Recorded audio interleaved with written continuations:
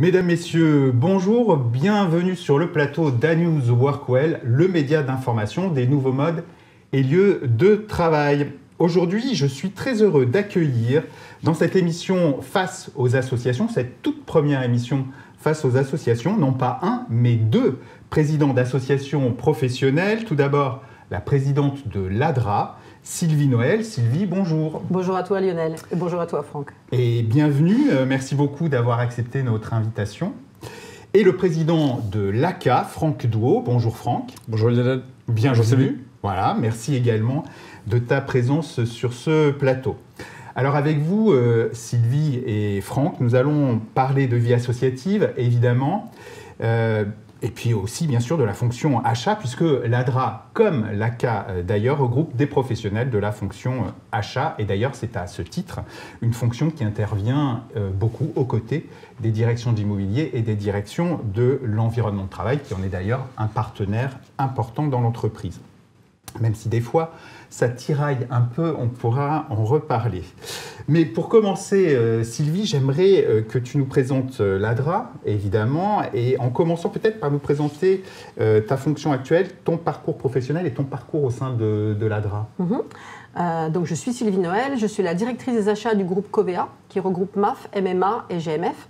Et j'ai le grand honneur également d'être la présidente de l'ADRA, qui est une association de directeurs et responsables achats, exclusivement, qui a été créée cette année, ça va faire 20 ans, par des directeurs achats et pour des directeurs achats. 20 ans.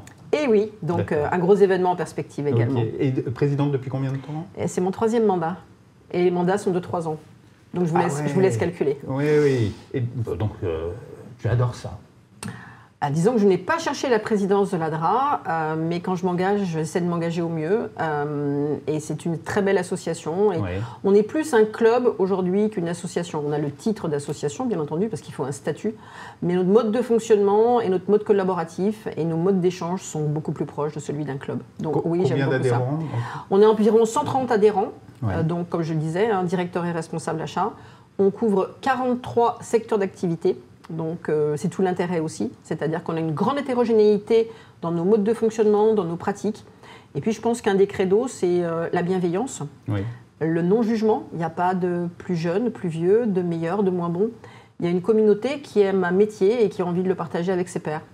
Et il y a 20 ans, c'était quoi la raison pour laquelle finalement l'ADRA a été créée? Alors les 4 directeurs achats se disaient que c'était bien de pouvoir échanger parce que nos pratiques pouvaient être différentes, mais de cette différence naissait aussi la force que l'on pouvait avoir et c'est ce que l'on a essayé de pérenniser. Donc ils ont commencé à mettre en place, que continuent d'ailleurs à avoir les jeudis de l'ADRA, qui reste l'ADN même, quelque part, la colonne vertébrale de notre association, puisqu'on en a un par mois, en dehors du mois d'août. Et en fin de compte, ce sont des thématiques qui sont choisies par les membres de l'ADRA, pour les membres de l'ADRA, avec des sujets d'actualité ou des sujets de préoccupation, mais qu'on partage tous et que nous allons nous-mêmes choisir. Alors, par exemple, en ce moment, un des sujets On en a un la semaine prochaine, qui n'est autre que l'évolution du métier des achats. Et c'est un gros sujet. Exactement, un très gros sujet. Donc là, dans ce cadre-là, on fait venir des externes également, des cabinets de conseil ou des cabinets de recrutement qui vont pouvoir nous donner les tendances du marché, etc. Donc l'objectif n'est pas de vivre en autarcie, bien sûr, mais de s'inspirer de l'externe, mais tout en restant dans un monde de fonctionnement qui est exclusivement entre nous. Alors un petit mot sur l'organisation, j'imagine qu'il y a une cotisation. Comment ça se passe? On fait simplement une demande pour être membre de l'ADRA? On a un site qui s'appelle www.association-adra. Et là, on a dans ce site « Devenir membre ». Pour devenir membre, on remplit évidemment les différents champs.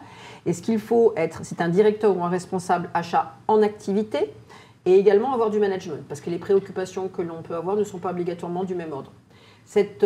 Quand ce document est finalisé, il est envoyé aux différents membres du conseil et les différents membres du conseil vont arbitrer et décider si la candidature est recevable. Cooptation. Et ensuite, on a tout un parcours de nouvel entrant et de parrainage ou marrainage du nouvel entrant pour l'accueillir au sein de l'ADRA et aussi lui ouvrir tous nos réseaux, bien qu'on ait également, en dehors de l'extranet dont je viens de parler, un intranet qui est extrêmement dynamique puisqu'on poste beaucoup de choses et qu'on a beaucoup de commissions sur différents sujets. D'accord. Est-ce que tu peux nous présenter un petit peu justement les événements? Qu'est-ce qui est proposer, présenter aux adhérents? Alors, comme je le disais, on a 3 événements majeurs en dehors des jeudis de l'ADRA. Oui. Les événements majeurs sont les rencontres de l'ADRA. Les rencontres de l'ADRA, c'est en fin de compte l'un d'entre nous qui a travaillé avec un cabinet de niche et qui va vouloir le faire connaître aux autres. Donc ces cabinets vont venir pitcher, mais toujours avec quelque part le parrainage de quelqu'un qui a déjà travaillé avec eux. Ça s'appelle les rencontres de l'ADRA. On a fêté le 10e anniversaire cette année. D'accord. Après, on a un autre événement qui nous tient particulièrement à cœur également, autour des startups. Donc là, on a fait notre 7e édition cette année. Et là, on va accueillir 8 à 10 startups, également que l'on a sélectionnées, que les membres de l'ADRA ont proposées, qui ne sont pas limitées aux achats, parce que notre métier aussi aux achats, c'est d'être force de proposition par rapport aux directions métiers. Et ces startups vont venir pitcher et nous montrer ce qu'elles savent faire. Ce qui est intéressant, c'est qu'évidemment, on leur ouvre un parterre quelque part de directeurs achats sur lequel ils n'accèdent pas généralement très facilement. Oui. Le troisième événement est l'Assemblée générale de l'ADRA, comme toute association, évidemment. Mais nous avons également, comme je le disais tout à l'heure, l'ADN même, qui sont les jeudis de l'ADRA, qui sont le 3e jeudi, le matin de chaque mois, et qui sont des thématiques que nous allons sélectionner, que nous allons faire soit uniquement entre membres, soit avec des externes par rapport à des sujets d'actualité ou une nouvelle réglementation qui va nous impacter, etc. D'accord. Voilà, puis on a plein d'autres commissions et puis même des choses un peu plus ludiques que l'on fait entre nous. Ça fait déjà pas mal, beaucoup même. Merci beaucoup Sylvie. Même question Franck. Est-ce que tu peux nous présenter l'ACA cette fois et puis ta fonction actuelle et ton parcours d'ailleurs au sein de l'ACA? Eh bien, actuellement, je suis directeur adjoint des services généraux au sein de la holding LVMH. Oui. Et mon parcours au sein de l'ACA est relativement simple. J'ai suivi le cursus achat au sein de la grande école HEC, à Juan-Josas. Et dans ce cadre, en fait, on proposait à l'époque d'adhérer à cette fabuleuse association. D'accord. Donc on remonte à 2011, 2012, donc c'est pas d'hier. En d'adhésion qui commence à ce moment-là. Et en 2016, on m'a gentiment proposé, fait l'honneur de prendre la présidence de cette association. D'accord. Association qui a été créée en 1991, donc ça a fait 30 ans. 30e bougie l'année dernière, en 2021, on en est assez fiers. Cette association créée sur le campus par une poignée de passionnés des achats, à une époque évidemment où les achats n'avaient pas la légitimité et la maturité qu'ils ont aujourd'hui. On était plutôt dans l'approvisionnement presque. Ouais. Et la volonté, en fait, c'était vraiment de pouvoir tirer cette fonction vers le haut, en lui mettant à disposition en fait, les outils et la matière qui permettent aux dirigeants achats de porter leurs fonctions au plus haut et à la direction générale. Combien d'adhérents au sein de la CAP et comment est-ce que vous êtes organisé? J'imagine qu'il y a des bénévoles, peut-être des permanents. Alors on n'a pas de permanent, mais on a, comme chaque association, ça c'est statutaire, un bureau qui est organisé. Chacun a une fonction bien spécifique dans ce bureau. On a classiquement un trésorier, un secrétaire général. Et puis on a des patrons, des présidents, des VP de commission, comme on les appelle, qui chacun vont prendre en charge une thématique sur l'année, que ce soit sur les achats responsables, sur la financiarisation des entreprises, sur la taxinomie cette année. C'est un sujet qu'on approche de plus en plus. Ah oui. Taxinomie, qui est une nouvelle réglementation. Qui est imposée par l'État, par l'UE plutôt. Voilà, c'est une centaine de membres aujourd'hui. C'est un écosystème d'à peu près 550, 600 personnes autour de cette association. Et qui ont tous en commun le fait d'avoir suivi cette formation? Non, pas forcément. Alors, c'était un peu de notre ADN au départ. C'est comme ça qu'a été bâtie l'association, puisque c'était principalement une association d'anciens élèves d'HEC, mais on a un peu ouvert pour ne pas rester en entre-nous, on va dire. D'accord. Et aujourd'hui, on n'est pas figé sur les gens uniquement issus de cette école. Et alors qu'est-ce que vous proposez du coup aux adhérents et à cet écosystème un peu plus élargi? Quel type d'action ou d'activité vous proposez? Alors notre positionnement, il est un peu à part. C'est que nous, en fait, notre choix dès le départ dans l'ADN de l'association, ça a vraiment été d'essayer d'être au cœur en fait des échanges entre le monde académique, les étudiants et le monde de l'entreprise, pour essayer de faire le lien dans tout ça, d'essayer de prendre le meilleur de chacun, de le condenser et de le mettre à disposition de notre métier. Ce qu'on propose aujourd'hui, c'est principalement des événements, effectivement. Alors, on avait des masterclass, c'est un peu compliqué en ce moment de pouvoir les organiser. Oui. C'était le format d'une soirée sur lequel on faisait intervenir un expert, quelqu'un qui avait mené un projet intéressant et qu'on souhaitait partager avec nos adhérents. Mais on a aussi et surtout les plumes des achats, dont on est très les plumes des achats, oui, dont on est très fiers, qu'on organise maintenant depuis presque une quinzaine d'années, et puis depuis quelques années maintenant en collaboration avec d'autres associations, dont la DRA, voilà. Parce qu'on a vraiment voulu rassembler la fonction achat, l'écosystème achat autour d'un événement commun et producteur vraiment de matière. On est vraiment dans l'ADN, le cœur de notre association. On a classiquement aussi notre Assemblée Générale, qui est évidemment un point fort de l'année et qui est souvent couplé avec un événement qui dure globalement une journée, une demi-journée plutôt, et dans lequel on va faire intervenir un certain nombre d'experts sur des sujets d'actualité, la financiarisation, l'approche environnementale des achats, etc. Voilà. Donc, quand même, ce que vous avez en commun, c'est cette recherche de réflexion sur l'évolution, évidemment, de la fonction, et puis des écosystèmes peut-être un tout petit peu différents du fait de la raison de la création de chacune de vos associations. Ce qui est intéressant, c'est de vous avoir ensemble ici, parce que est-ce que vous considérez comme concurrents ou... Pas du tout. Pas du tout. Non. Ah, pas du tout. Non. Ok. Je pense qu'on a, je vais laisser évidemment Franck parler, je pense qu'on a chacun un rôle à jouer et une complémentarité justement dans nos associations. Et c'est très bien qu'on ait à minima un événement ensemble. Et on ne joue pas, entre guillemets, dans la même cour, mais on a vraiment le même objectif, qui est de faire grandir la fonction achat et de la faire reconnaître à sa juste valeur. Enfin, je ne sais pas ce que tu en penses. Oui, c'est important. Je pense qu'on a tous notre pierre à apporter à l'édifice. Et d'ailleurs, il y a déjà eu le cas d'adhérents communs aux deux associations, et ça pose aucun problème. Ouais. On a toujours plaisir avec Sylvie à se rencontrer sur des événements ou sur ce plateau. Ouais. Et vraiment, moi je partage l'avis de Sylvie, on a vraiment quelque chose à produire ensemble. L'écosystème achat, c'est une grande famille, et il faut vraiment qu'on vive ensemble pour porter notre fonction au plus haut. D'ailleurs, parlons-en, puisque maintenant qu'on a une meilleure compréhension de vos associations respectives que vous présidez, ce serait bien qu'on porte le regard justement sur la fonction achat, sur ses enjeux. Quels thèmes et donc quels enjeux en ce moment sont au cœur des réflexions et des échanges que vous avez au sein de l'ADRA, Sylvie ?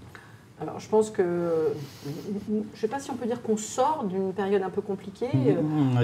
Néanmoins, nous avons tous traversé une période compliquée où il y a eu une prise de conscience de sujets que nous, on connaissait déjà, mais qui n'étaient peut-être pas connus par tout le monde. En l'occurrence, le pilotage de nos fournisseurs et les risques associés au pilotage de nos fournisseurs. On s'est retrouvés dans la première vague à dire il faut préserver nos fournisseurs, il faut les payer et il faut savoir lesquels. Et là, on était beaucoup à se dire « Ah, mais on fait comment ?» On n'a pas obligatoirement d'outils, on n'a pas obligatoirement de visibilité et les directions métiers, légitimement, revenaient vers nous pour nous solliciter par rapport à ça. Donc je pense que là, il y a eu une vraie prise de conscience des entreprises dans leur globalité sur ce besoin indispensable de piloter nos fournisseurs. Et puis Franck le disait, il y a une nouvelle réglementation, mais on a déjà énormément de réglementations à piloter. Il y a énormément de contrôles qui sont faits aujourd'hui et qui sont extrêmement liés justement à cette connaissance du fournisseur que l'on a. Si on ne paye pas en temps et en heure un fournisseur, non seulement on est pénalisé, mais de surcroît, on peut aussi avoir un fournisseur qui va faire jusqu'à un dépôt de bilan par notre fait. Donc tout ça, c'est véritablement des choses qui véritablement reviennent sur le devant de la scène. Vous vous en occupiez déjà depuis quelques années, la relation client, mais là, ça a pris encore plus de dimensions. C'est-à-dire, c'est arrivé aux oreilles peut-être des grands patrons. Je pense aussi qu'à partir du moment où une direction métier potentiellement est impactée, alors dans sa supply, si on parle de supply, mais dans son côté opérationnel, elle se rend compte à quel point la connaissance de son fournisseur est indispensable. Et il y a des fournisseurs qui sont absolument vitaux dans les entreprises. Et il faut les connaître et il faut les entretenir. Moi, ça fait quelques années déjà que je dis que bientôt, nous aurons des fournisseurs qui choisiront les clients, et j'en suis intimement convaincue. Et je pense que la posture que certains ont eue ou n'ont pas eue durant cette période extrêmement compliquée va ne faire qu'accentuer ce phénomène. Donc oui, on en a vraiment besoin. Oui, cette prise de conscience existe. Ce n'est pas l'exclusif sujet, mais c'en est un extrêmement important sur le devant de la scène, oui. Ouais, ouais. Franck, d'accord avec ce thème-là. Peut-être d'autres enjeux sur lesquels vous réfléchissez? Alors nous, on a 3 gros enjeux sur lesquels on réfléchit cette année. Il y en a un qui est maintenant bien connu, c'est celui de la digitalisation, mais on souhaite le suivre parce que ça fait partie des grandes évolutions de nos métiers et de l'écosystème autour de nos métiers. Le second qui est revenu un peu sur le devant de la scène, c'est la durabilité. On tient vraiment à travailler. Les achats responsables, c'est ce qu'on appelle les achats durables. Qu'on travaille historiquement au niveau de l'ACA et sur lequel on tient vraiment à poursuivre les recherches que l'on mène. Et puis l'autre, c'est la transformation des organisations. C'est un vrai sujet et c'est extrêmement intéressant de voir un peu d'où sont partis les achats, où est-ce qu'ils en sont aujourd'hui et d'essayer de les projeter demain. Il y a des grandes mutations qui ont lieu dans les entreprises et c'est extrêmement intéressant de suivre tout ça. Les sujets liés aux chaînes d'approvisionnement qui sont modifiées, qui ont été pas mal perturbées, on se dit qu'il peut y avoir des arbitrages, des choix qui vont être faits aujourd'hui. Ça aussi, c'est un sujet sur lequel vous réfléchissez. Complètement, parce que les achats, normalement, le métier des achats, c'est de donner les éléments et les produits nécessaires sur les chaînes d'approvisionnement. On était beaucoup silotés et on s'aperçoit qu'on va être obligé de désiloter à la fois les achats et les appros, de plus en plus. Enfin, la supply, pour être très clair. Donc ça va être aussi un changement de paradigme. Ça passe aussi, je ne l'ai pas ressouligné, évidemment par la digitalisation. Pour moi, la digitalisation, c'est un support des process que l'on doit faire évoluer, mais qui sont absolument indispensables. Donc oui, on voit tous les impacts que ça peut avoir. Je pense que certains d'entre nous achètent chez Ikea. Je ne sais pas si vous avez testé en ce moment l'approvisionnement chez Ikea, mais ils ont déstocké 1500 références qui étaient faites en Chine. Le problème, c'est qu'ils n'ont pas back-upé du tout l'approvisionnement. Donc, pour certains qui avaient des meubles, ils n'ont plus les tiroirs. Et ils ne les auront peut-être jamais. Oui, absolument. Ou alors des semaines et des mois. On nous annonce parfois des mois et des mois d'attente. Moi, ce que j'ai entendu, c'est 18 mois. C'est ça, tout à fait, 16 à 18 mois. Absolument. Malheureusement, c'est une situation qui va encore perdurer. Ce qui est intéressant aussi, alors il faut toujours trouver des sujets un peu intéressants, des sujets qui ne sont pas très enthousiasmants, mais au travers de cette problématique d'approvisionnement et de logistique, on s'était posé déjà il y a quelques années les problématiques rencontrées sur le monosourcing. Et cette fameuse grande tendance qu'on avait aux achats de vouloir globaliser impérativement sur un seul fournisseur, on s'était déjà penché sur le sujet avec les remarques qui avaient attrait à l'innovation. C'est-à-dire, en fait, quelle est la perte d'innovation qu'on peut avoir en n'ayant qu'un seul fournisseur? Et on se repose exactement la même question aujourd'hui sur l'approvisionnement, parce que quand on n'a qu'un seul fournisseur et qu'on a des problématiques de logistique et de ports qui sont saturés, on obtient plus ce qu'on doit vendre et ça pose des vrais problèmes de fonctionnement à l'entreprise. Oui, avec ce rapport de force qui s'inverse dont Sylvie me parlait tout à l'heure. Alors nous on s'adresse à News Workwell aux directions de l'immobilier, directions de l'environnement de travail. Je disais, un petit clin d'œil, des fois ça tiraille un petit peu. Je poserai la question à Franck, mais lui il a la particularité d'avoir la double casquette, donc ce sera peut-être plus simple. Mais comment ça se passe chez Covea, par exemple, entre la direction des achats et puis les directions de l'immobilier ou de l'environnement de travail? Alors aujourd'hui, nous, en ce qui nous concerne avec Covea Immobilier, on a fait une délégation. C'est-à-dire que Covea Immobilier doit, comme tous les gens qui ont les délégations, avoir la même politique achat que celle du groupe Covea. Donc après, ils ont leur mode de fonctionnement, etc. Mais moi, j'ai déjà travaillé sur la partie immobilier. Je pense que chacun doit trouver son articulation et son équilibre. On a des vrais besoins opérationnels sur l'immobilier et il ne faut pas oublier que c'est les besoins opérationnels qui doivent quand même driver les achats. On a une propension à dire les achats soit, et on a une propension à dire que les achats font la loi, ce qui est totalement faux, puisqu'il faut savoir qu'on a une propension également à oublier que les achats ne sont pas décideurs. Ceux qui sont décideurs, c'est les directions métiers. Et encore aujourd'hui, quand on parle avec des fournisseurs, quand on parle avec des startups, tout le monde pense que ce sont les achats qui décident. On a un rôle compliqué dans le sens où on porte la politique des achats d'un groupe. Cette politique, elle est alimentée de la conformité, du contrôle interne, de la RSE, et de l'informatique, et nous avons pour mission de faire activer les directives qui nous sont données au sein de cette politique. Ça veut concrètement dire que nous pouvons être amenés à dire non à une direction achat parce qu'il ne va pas respecter ce qui est dans la politique achat et non à un fournisseur parce qu'il ne va pas rentrer dans les fourches codines de ce qui a été décidé par le groupe. Et ça, c'est un véritable sujet encore aujourd'hui C'est vraiment le qui fait quoi. Et c'est là où il faut qu'on arrive à montrer la valeur que l'on peut avoir. Et moi, ce que je m'évertue à dire toujours, c'est n'oublions pas que nous sommes au service du business. C'est d'abord le business que l'on doit satisfaire, évidemment en prenant en compte ce qui doit être piloté, parce autrement on met l'entreprise en péril. Mais c'est quand même le business que l'on doit faire tourner. Et ça, il ne faut pas l'oublier. Rappelez à juste titre qu'effectivement, vous êtes au service, mais enfin comme toute fonction support des directions métiers. Toi, tu as la particularité, Franck, d'avoir la double casquette environnement de travail, achat. Donc j'imagine que ça se pilote plus facilement, mais des fois j'entends quand même beaucoup, oui, mais on n'a pas les mêmes critères, on n'est pas forcément drivé par les mêmes critères ou les mêmes objectifs. C'est vrai, et est-ce que tu le ressens toi justement, même avec cette double casquette ? Après, je pense qu'il n'y a pas de difficulté particulière avec les directions immobilières, les directions des services généraux ou les directions de l'environnement de travail. En tout cas, il n'y en a pas plus qu'avec d'autres métiers. La seule chose qu'il faut considérer, c'est que ces directions-là, souvent, sont nos principaux clients parce qu'elles représentent souvent, dans les entreprises tertiaires, le deuxième poste de coût des entreprises après les ressources humaines, enfin la masse salariale. Oui. Donc voilà, il n'y a pas de difficulté particulière. On a chacun des objectifs. Il faut simplement arriver à trouver le point d'alignement de ces objectifs pour tendre à faire les choses comme il se doit et comme la stratégie de l'entreprise le prévoit. Et après, il n'y a pas d'autres difficultés. Très bien. Bon. C'est parfait. On va prendre exemple sur Franck et sur Sylvie, mais j'imagine que c'est ce que vous portez, c'est les discours que vous portez aussi au sein de vos associations. Mais oui, évidemment.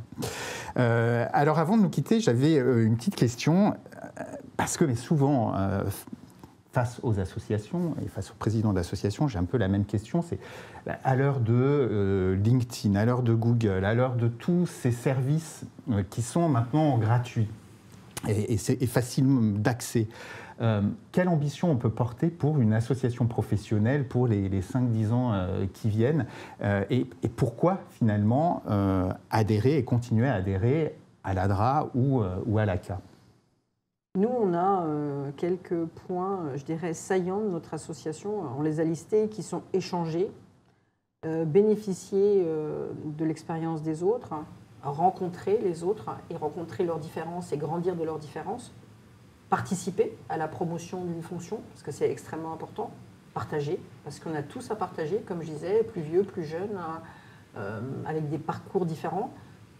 Accéder à des documents, parce que nous, on a une énorme banque alimentaire. Ah oui. Au bout de 20 ans, on a beaucoup... Vous partagez beaucoup de documents entre vous? Énormément. Ah oui. Énormément. Okay. Donc ça, c'est une source oui. énorme. Oui. Et puis, on est aussi contributeur. Une fonction, quelle qu'elle soit, on ne peut pas toujours s'en plaindre. Il faut aussi la faire évoluer. Pour la faire évoluer, il faut s'impliquer. S'impliquer, ça veut dire qu'on va traverser les difficultés, mais on va aller au-delà. Et puis, on va tous essayer d'échanger et de se dire, tu as fait comme ça chez toi. Et c'est pas, et j'insiste lourdement, en France, on est encore extrêmement secteur d'activité.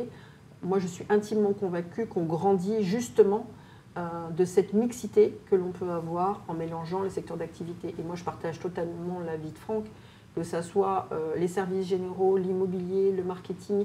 Chaque direction métier a ses problématiques, elle a ses différences. C'est à nous de savoir travailler ensemble et de nous aligner par rapport à des objectifs communs. Et dans ce cas-là, je pense que ça fonctionne. Ouais. Même question, merci Sylvie, même question Franck. Comment réagit un président d'association quand il voit se développer tous ces outils alors on parle beaucoup de LinkedIn, évidemment, on voit des groupes qui naissent, mais d'autres, des écosystèmes comme ça, un peu gratuits, qui fonctionne sur l'acquisition de données, un réseau professionnel réel, qu'est-ce qu'il offre? C'est quoi cette perspective? Ce qui est sûr, c'est que c'est des outils. Ces outils, ils sont à des dispositions, il faut s'en servir, et ça ne peut du coup être que du positif. Les échanges, le partage, par contre, c'est quelque chose qu'on ne remplacera jamais et qu'on ne digitalisera jamais. Notre association, 30 ans qu'elle existe. Les associations, d'un point de vue réglementaire en France, 1901. Ça fait aussi quelques années. Ça fait quelques temps. Et la première association, on a quelques traces de la première association du côté de la Grèce, à l'Antiquité. Oui. Donc ça remonte un petit peu. Oui. Donc depuis toujours, on pourrait presque dire qu'il y a un besoin, à un moment, de se retrouver, de se regrouper autour de thématiques commune, de travailler ensemble, de produire. Et je pense que ça ne changera jamais. Aujourd'hui, 1 Français sur 4 est adhérent à une association et ce n'est pas prêt de s'arrêter. Ouais. Vous avez testé le webinar, etc., j'imagine, pendant toute cette période.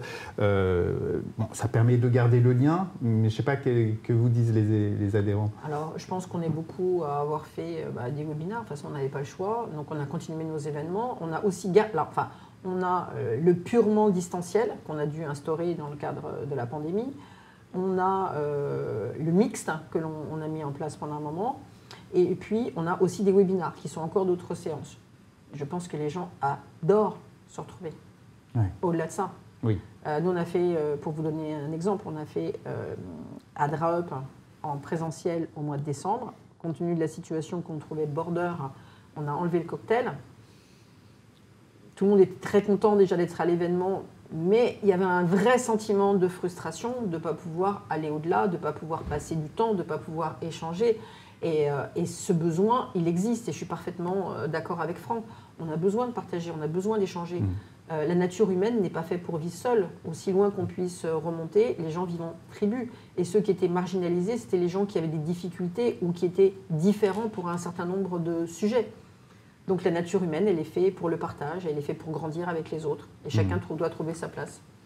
Je crois qu'on a un bon exemple commun, c'est les plumes des achats. Exactement. Rappelons qu'en 2020, on l'a digitalisé. Mais quel plaisir en 2021 de pouvoir se retrouver ensemble, de réunir une centaine de dirigeants achats dans un lieu magnifique, sur un événement vraiment au contenu au top. Où je rappelle que c'est pour remettre, c'est très particulier, je rappelle parce que je crois que vous êtes la seule fonction de l'entreprise à avoir ce prix-là, vous remettez des prix littéraires. Oui. Donc sur des ouvrages qui sont parus sur la fonction achat tous les ans depuis on a la chance de travailler dans une fonction où beaucoup de recherche se fait, beaucoup de production littéraire.